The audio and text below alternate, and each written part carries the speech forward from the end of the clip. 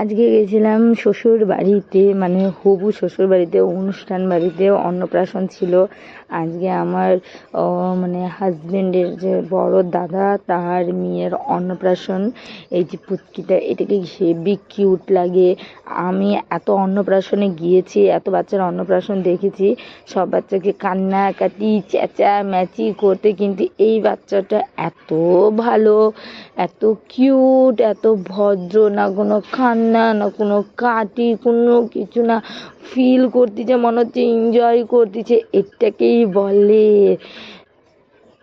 5Gর বাচ্চা, ঠিক আছে। আমি অনেক বাচ্চাকে আগে দেখেছি খুব কাটাকাটি চেঁচামেচি করে, বাচ্চাটাকে নিয়ে কিছু করা যায় না, মাথা বিরক্ত।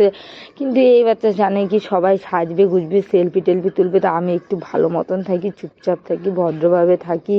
ও জিনিসটাকে ফিল করতেছে, এনজয় করতেছে, এত ভালো করেছিল, এত রকমের আয়োজনের। কিন্তু একটা মজার কথা, এতগুলো বাচ্চাটা কি খেতে পারবে? এগুলো তো সব যাচ্ছে আমাদেরই পেটে। নাম বাচ্চার, কাম আমাদের, এটাই হয় কাজ, আর কিছু না। অন্নপ্রাশনে গিয়ে খাওয়া দাওয়া আর কি। এই যে কিউটি সোনাটা।